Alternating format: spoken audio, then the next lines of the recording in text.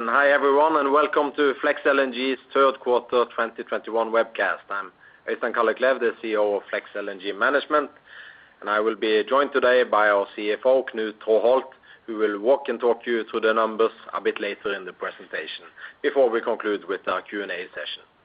If you'd like to ask a question in Q&A session, you can either ask a question through our teleconference, or you can use the chat function in this webcast. It's getting cold here in Norway, so I have a bit of a sore throat today. However, it's not COVID, but please bear with me. Slide 2, disclaimer. Before we start the presentation, I will remind you of the disclaimer with regards to, among others, forward-looking statements, non-GAAP measures, and completeness of details. We also recommend that the presentation is read together with the earnings report, which we are also releasing today. Okay, so let's begin with the summary of the recent highlights. As we noted in our second quarter presentation in August, the LNG market was very tight with elevated prices, and we therefore highlighted the possibility of a blowout in the market. Even though we are just at the start of the winter season, the market has nevertheless already blown out with both LNG prices and freight rates booming. We argue that a tight LNG product market with very high cargo economics should create ample room for charters to pay premium rates. At the same time, we have argued that there's been a disconnect between spot rates and term rates, and that the buoyant term market should create spillover effects for the spot market sentiment. This has certainly played out as we expected, with spot rates on a tear since end of September and now hovering around at all-time high levels.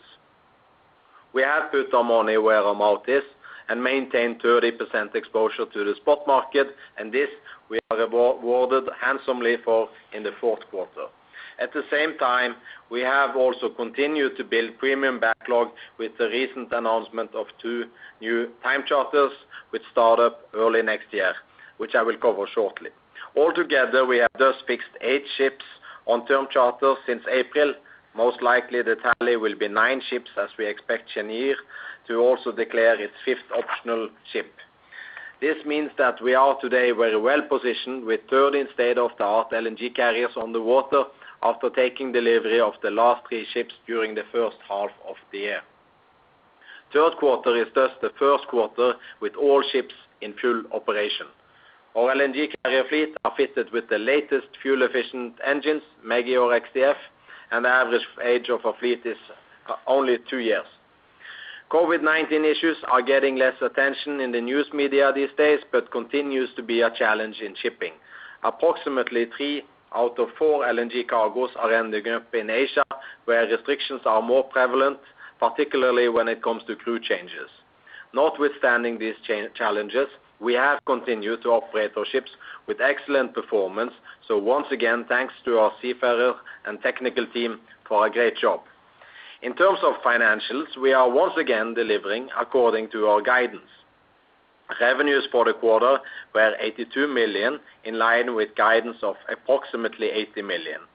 Our quarterly earnings were $33 million or $32 million if you adjust out the approximately $1 million derivative gain, which we booked in the quarter. This translates into earnings per share of 62 cents or adjusted earnings of 60 cents per share. We are today also announcing a very attractive sale and leaseback for Flex Volunteer. The vessel was originally financed in the midst of the COVID-19 crisis last year, and we are now taking advantage of better credit markets and improved credit profile of Flex LNG in order to optimize our financing.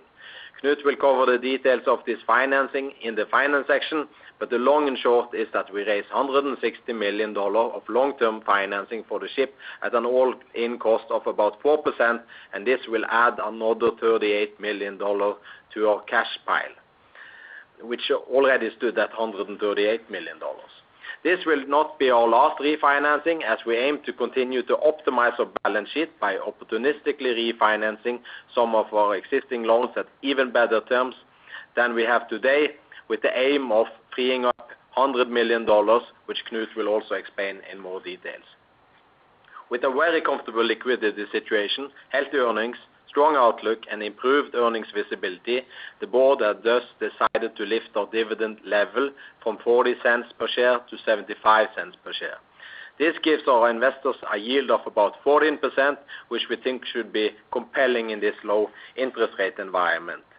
Talking about strong outlook, with 30% spot exposure, we are benefiting from improved earnings in the spot market and are therefore revising up our revenue guidance for the fourth quarter from $85 to $100 million to approximately $110 million. This means we are estimating about $30 million higher revenues in fourth quarter, and given our fixed cost base, a dollar increase in revenues are therefore expected to translate into a similar increase in our earnings.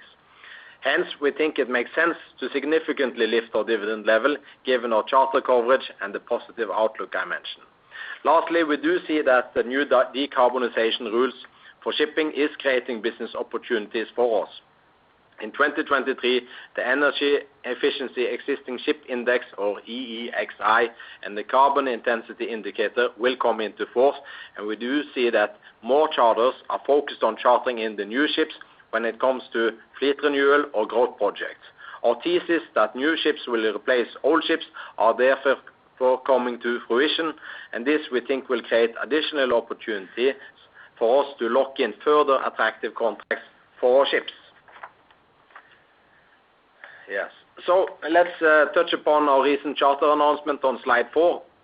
On November 1st, we announced 2 new time charter contracts for Flex Courageous and Flex Resolute for a period of minimum 3 years, with option for 2 additional 2-year periods, bringing the total to 7 years if both options are declared.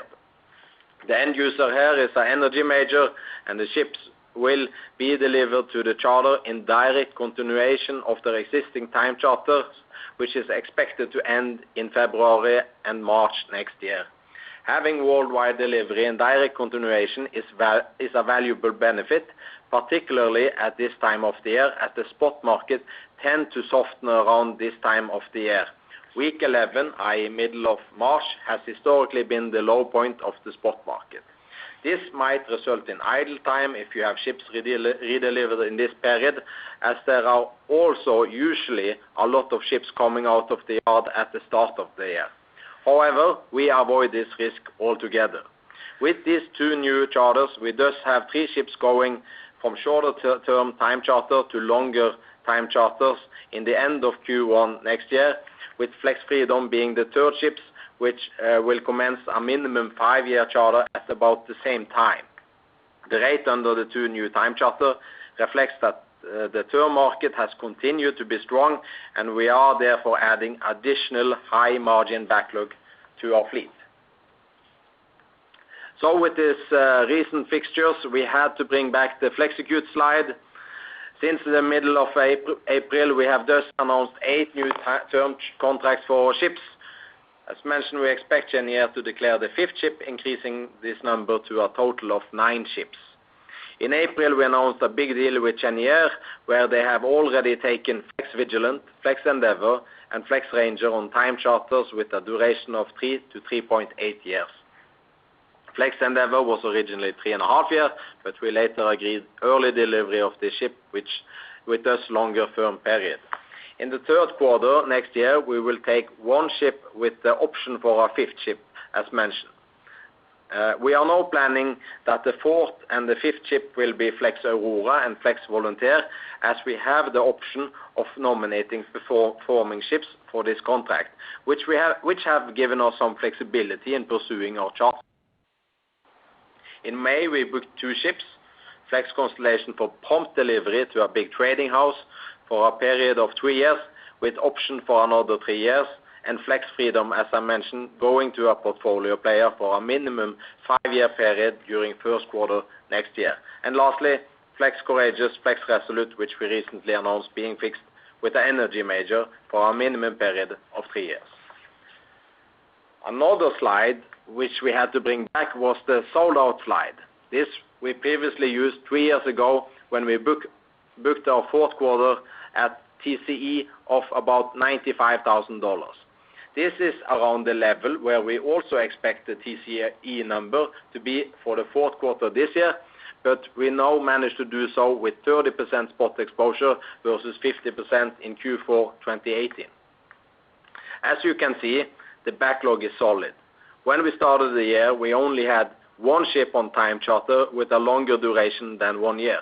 But we have, as mentioned on previous slide, utilized a strong market to add significant backlog during the year.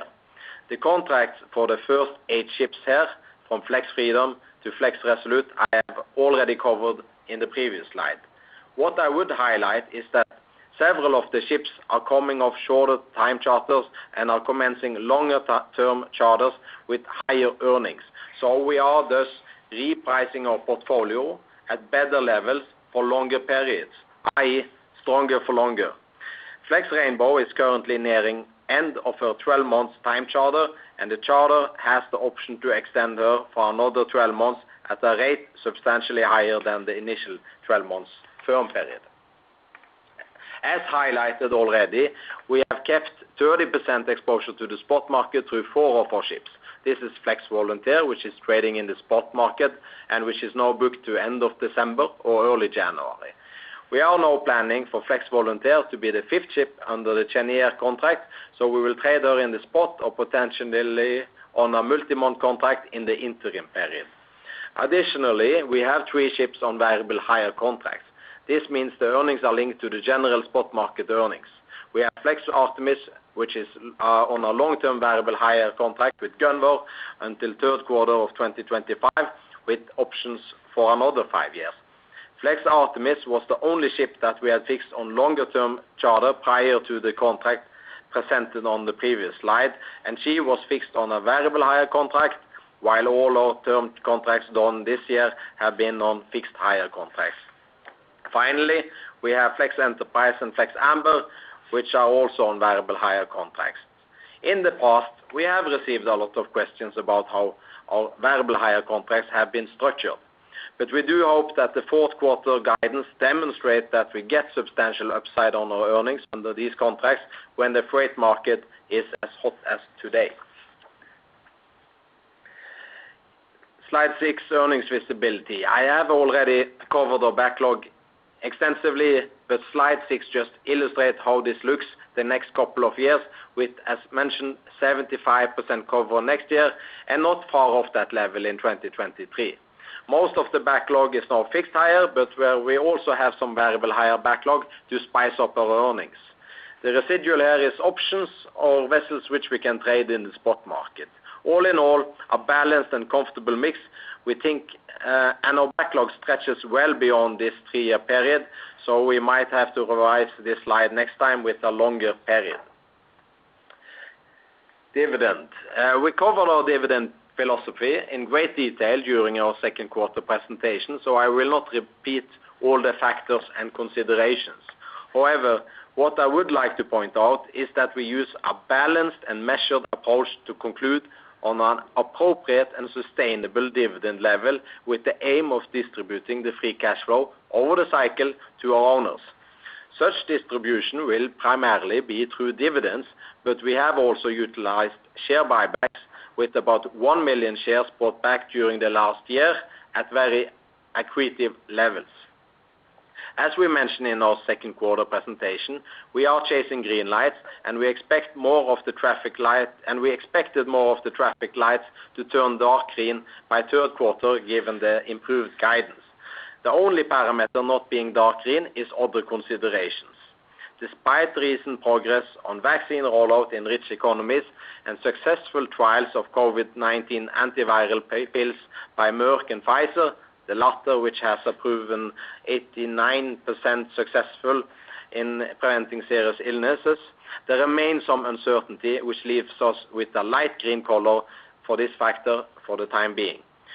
With that upbeat message, I think it's a convenient time for Knut to provide you with some upbeat financial numbers before I will revert with a market update afterwards. Thank you, Øystein, and let's turn to slide 9 for the financial highlights. As already mentioned, our TC earnings for the quarter was $68,300 per day.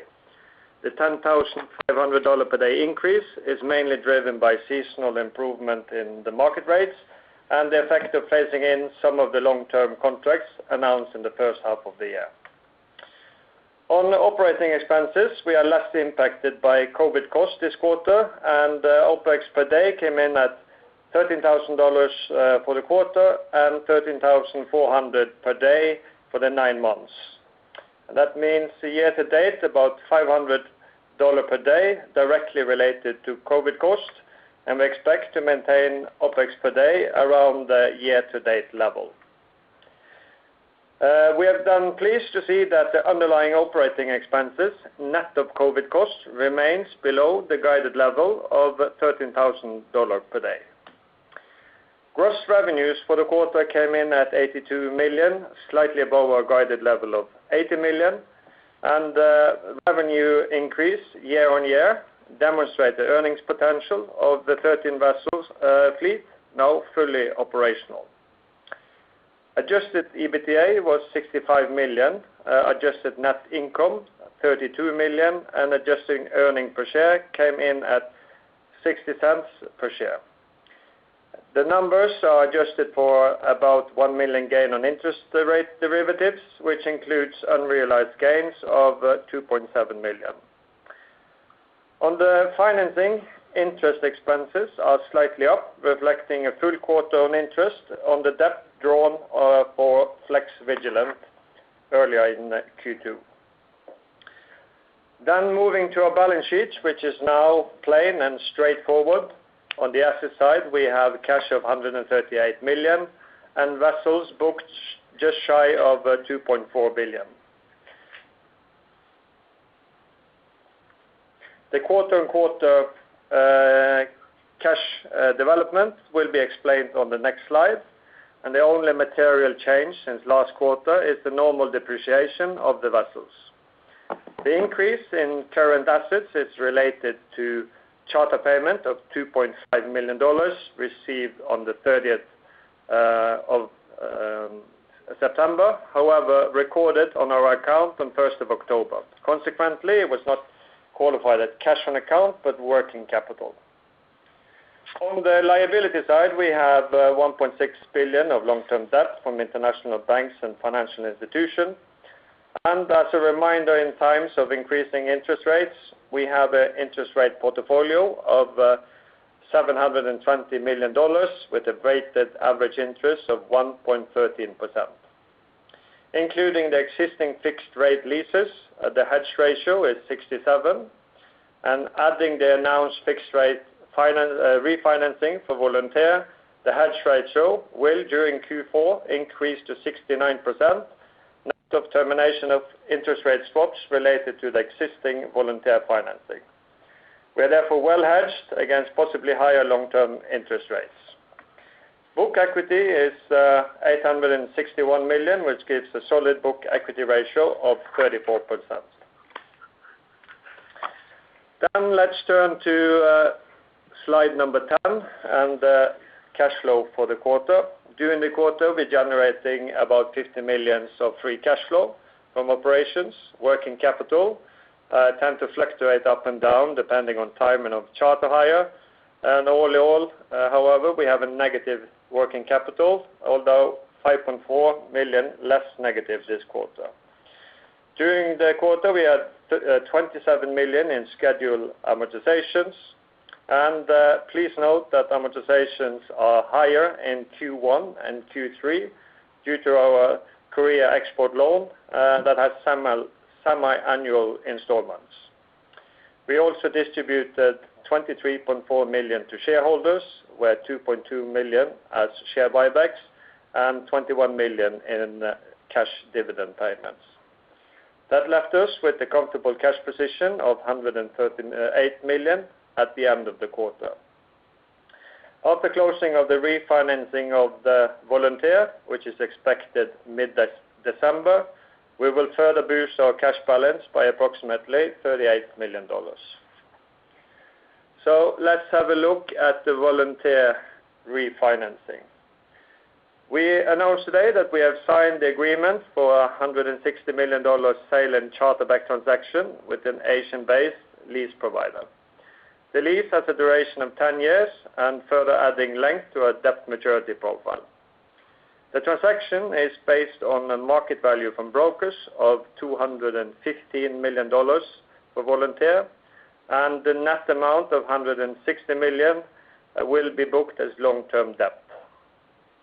After repayment of the existing financing, the transaction frees up $38 million in cash as mentioned. At the maturity in year 10, the balloon is $80 million, and that reflects a 20 years repayment profile, and that results in an age-adjusted repayment profile of 21 years. The all-in fixed interest rate is for a 10-year transaction is attractive at 4%. We have signed the MOA and the bareboat charter agreement, and the remaining is certain customary closing conditions.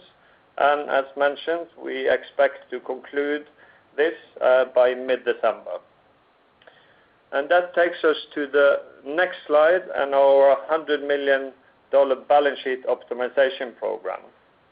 The Flex Volunteer is the first transaction under this program, and this is based on our solid backlog of attractive long-term contracts secured during the last 9 months, which has increased the earnings visibility and de-risked the company.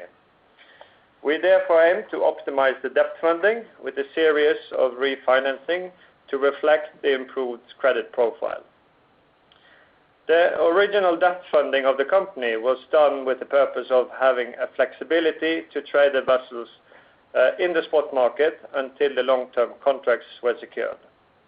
As now 8 vessels, possibly 9, have been fixed on long-term contracts and 3 on variable hire contracts, there is room to further optimize the debt, both in terms of size and cost of debt.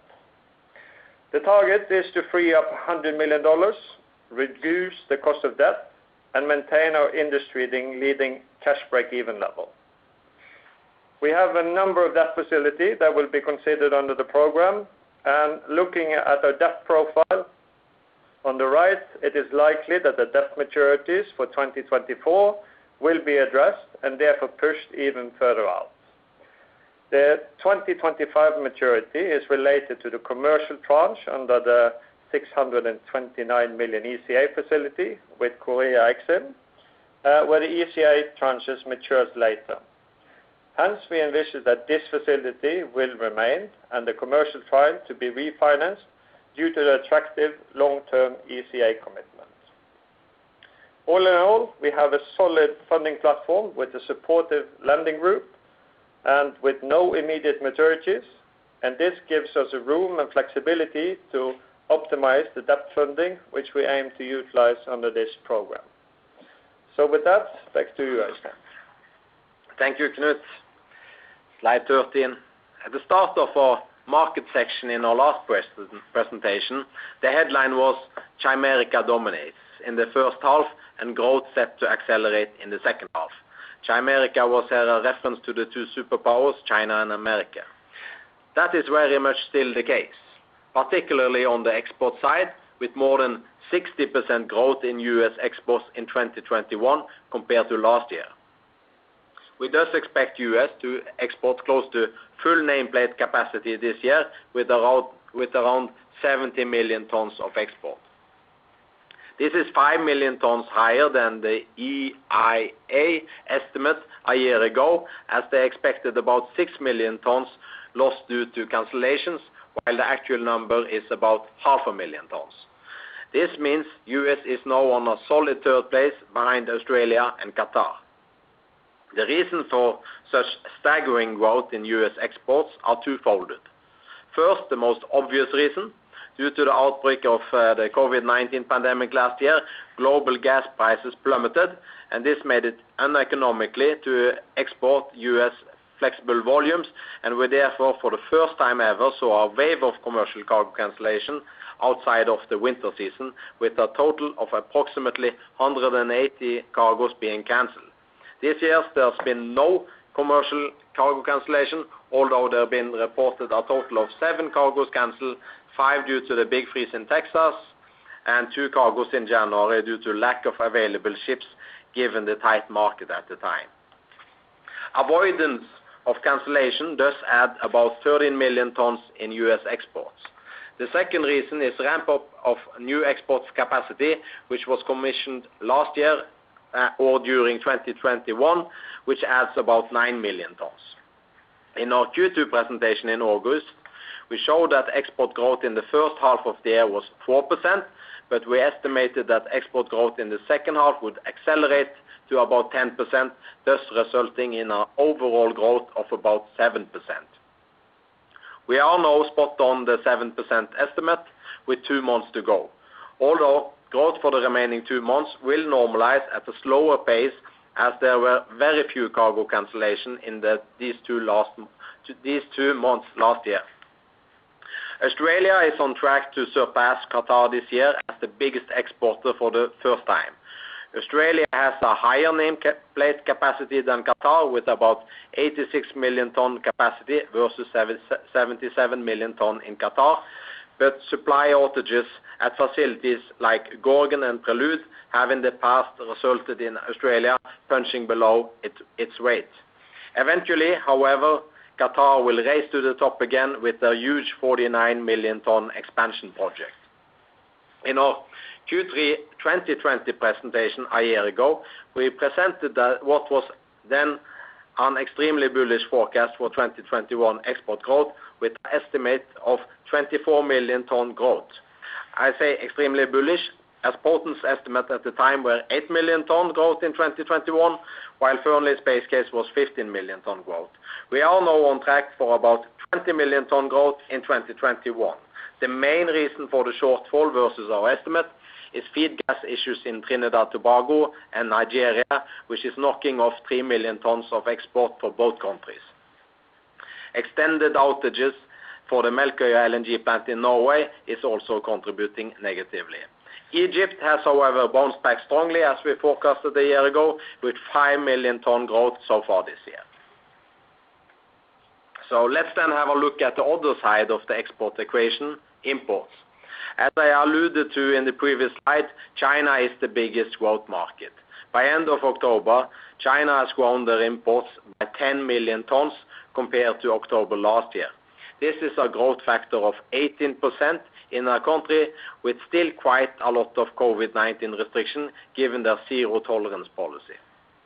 This means that China has now surpassed Japan as the world's largest LNG importer. LNG demand in South Korea has also been strong with an impressive 19% growth, adding 6 million tons compared to October 2020. There are 2 other outliers, the first being Brazil, which has grown its imports by a staggering 350%, growing from just 1.4 million tons to 6.2 million tons. The high import growth in Brazil is caused by drought affecting hydro balances adversely due to La Niña. The other outlier is Europe, where imports have declined by 12%. This is not due to energy demand being soft in Europe, as evident by the energy crisis and call for Putin to increase Russian pipeline exports. The reason is firstly that European imports were very high in 2020, as European buyers were able to take advantage of low gas prices and buy gas at rock bottom prices for storage. The second reason is that there's been fierce global competition for scarce LNG, and other countries have been willing to pay a higher price and thus diverting LNG from Europe. An example of this is China on September 30th, ordering their state-owned energy companies to do whatever it takes to secure fuel. This brought back memories to the Euro crisis in 2012, when Mario Draghi calmed the European bond markets with 3 famous words and similar words, whatever it takes. The result of Europe not being able to source enough LNG cargo is that inventories in Europe are well below the normal levels with inventory levels of around 75% versus 94% last year. Another cold winter in Europe can thus result in rapid depletion of gas inventories, high volatility in gas prices, and very low gas inventories at the end of the heating season, which will create a big drive for restocking over the summer of 2022. We do see this playing out today, with European gas prices surging due to delay in approval process of Nord Stream 2. Hence, the gas market will remain tight, and this is reflected in high gas prices, both spot and future prices, as I will cover on the next few slides. So before diving into gas prices, let's step back and digest how elevated prices have become. Spot LNG prices in Asia have come down from the peaks in October, but remain at high levels with the current price per million BTU of around $30. As there are 5.8 million BTU in a barrel of oil, this means that spot LNG is at approximately $180 per barrel, more than twice the price of oil, despite oil prices also being at such elevated prices that President Biden is urging OPEC, and particularly the Saudis, to increase exports in order to get petrol prices down in the US. However, it's fair to say that the price of natural gas varies greatly depending on location, as I will show on the next slide. As mentioned, the price of gas depends on where you are. This simplistic graph illustrates this fact. Today, the price of natural gas in US, measured by Henry Hub, is about $5. A large LNG cargo does have a value of about $20 million in the US, or $23 million if we add 15% on top of Henry Hub for liquefaction. In addition, there is also a tolling cost of $2 to $3 per million BTU. These are, however, in the short term, sunk costs for buyers. In Europe, which imports about 20% of all cargoes, natural gas prices are at about $25, giving a value of a large cargo of about $100 million. In Asia, which is the main import region with about 75% market share, the LNG price is, as mentioned, about $30, giving a cargo value of $120 million. The arbitrage spread are thus very attractive, and a trader would prefer shipping the cargoes to Asia, where the cargo values and arbitrage profits are the highest. As you can see, the farther you need to ship the cargo from the US, the higher the LNG price, as shipping distance is longer and shipping is today costly, particularly with the Panama congestion. Please note that these prices are from Friday, November 12th, and given the uproar in the gas market this week with regards to Nord Stream 2, prices are now even higher. Slide 15. With the price dynamics I explained, it might not come as a surprise that interbasin trade, i.e. export from the Atlantic Basin to the Pacific Basin, is up by a lot this year. By end of October, it's up by a whopping 48%. As cargoes has to be shipped longer, ton mileage is therefore also up by an impressive 18%. Ton mile growth has been very supportive of freight demand, so no wonder that the shipping market is tight.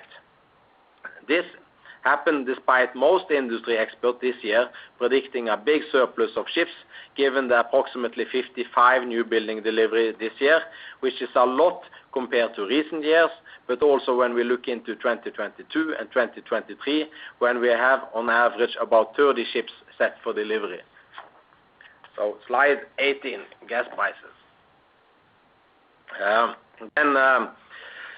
This graph shows the gas prices measured by the local US gas price, Henry Hub, the Northwest European gas price, TTF, the Asian spot price, JKM, and the dotted line representing LNG price towards oil with about 25% discount, which is a typical contract price for LNG under long-term oil-linked contracts.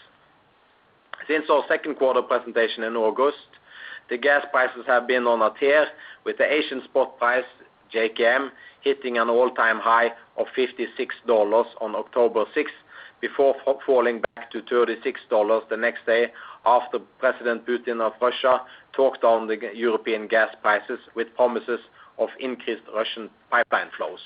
However, so far the supply response from Russia has been muted, so gas prices continue to stay at very elevated levels, also reflecting the fact that a cold winter can result in quick rundown of inventories, so the market is definitely balancing on a tightrope. Looking forward, we do see that the futures markets continue to price gas at very high levels throughout 2022, which makes sense given the restocking, which will probably be needed next year. However, we do see a slow and gradual normalization of prices by middle of 2023 when they are converging towards the typical oil-linked LNG price. So while gas prices are now a bit too hot for comfort, which creates some demand destruction, we are converging towards more normalized levels. Slide 19, turning to slide 19, and finally we can talk about the spot market for freight. As you can see from the slide, the spot market is booming. Vessel availability remains very tight, with Clarkson quoting just one ship available prompt, and this is a steam turbine. Next 14 days they have no ships coming open, then they have one tri-fuel ships available within the window 15 to 28 days, and then finally a two-stroke or Mega XDF being Flex Volunteer open in the window after 29 days.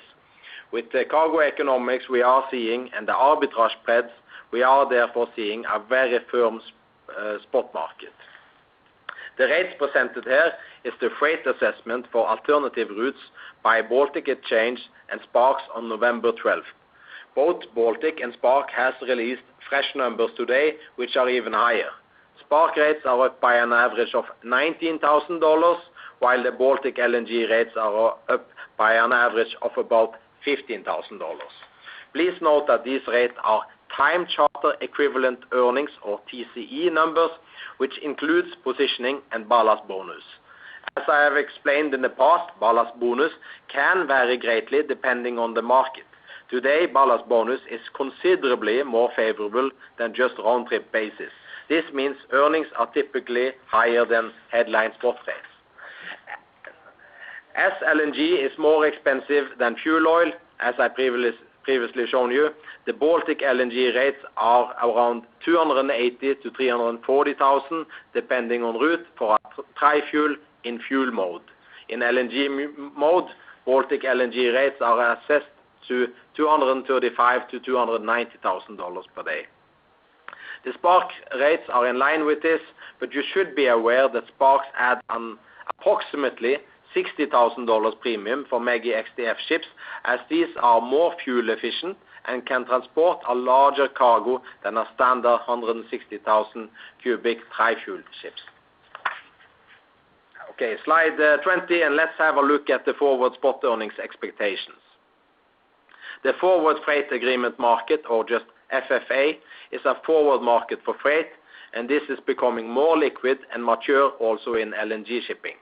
The benchmark ship for this contract is also a 160,000 cubic tri-fuel ship. As we can see from this graph, we do expect the freight market to continue to act seasonally as in the past. Right now the freight market is red hot, but we do expect it to calm down during Q1 next year. Although it's fair to say that the Q1 FFA at $125,000 per day is a pretty good level. Second quarter, which is usually the softest quarter, is at $70,000, while third quarter is slightly higher at $75,000. Fourth quarter is, as we know from the past, anybody's guess, but at least the market is pricing this at $110,000 today. Altogether, this average out at $95,000, and keep in mind these rates are for a tri-fuel ship, which is typically about 10 years old, so if there were a FFA market for new Mega XDF ships, these rates would certainly be at a substantial premium to this level, which is also evident from the term market, which I will cover on the next slide. So last slide before we conclude, slide 1, term market, 1 year time charter rate, which is the best proxy for future earnings in the spot market, has also been on a tear for the last 5-6 months. For most of 2020, the 1 year TC rate were hovering around $60,000 per day, and this was also the case at the start of 2021. That was until the market sentiment abruptly turned more positive in April. This is also the reason why we did not lock in any ships on term contracts prior to the market shifting, except for Flex Artemis, but this was, as mentioned, a ship we fixed on a variable contract linked to the spot market. Since April, the one-year time charter rate has doubled. The one-year time charter rate for modern tonnage quoted by Fearnleys is currently $125,000 per day. The firm one-year time charter rate is also pushing up longer-term charter rates, with Affinity quoting 3-year time charter rates at close to $100,000 per day, which is maybe not too surprising as the yards are running low on 2025 delivery slots. At the same time, new building prices have been moving steadily upwards, closer to $210 million, which means new buildings are also requiring higher rates than was the case 12 months ago. We have a minimum of 3 ships for redelivery within end of 2024, with 2 ships possibly coming open depending on option. So we think we will be well positioned to fix these ships on attractive employment given the lack of available modern ships in this window. So that's all. Let's briefly summarize today's presentation. Revenues for the third quarter, $82 million, in line with guidance. We have hiked our Q4 revenue guidance from $85 to $100 million to about $110 million, reflecting super strong spot earnings on our 4 ships exposed to the spot market. We have successfully continued to build high quality attractive backlog, but maintaining spot exposure to spice up our earnings. And this enables us to almost double our dividend from 40 cents to 75 cents, which provides our investors an attractive 14% annualized yield, and this is also a dividend level we are comfortable with. As you are probably already picked up, outlook remains positive, both shorter and longer term. And finally, our balance sheet just keep getting better with an attractive new sale and leaseback, which will grow our already big cash pile to new heights. So that's it from us. I'm happy to take some questions, so let's open for questions from the operator. Thank you.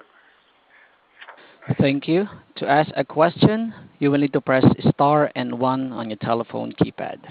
To cancel the request, you may press the pound or hash key. Once again, to ask a question, please press star and 1.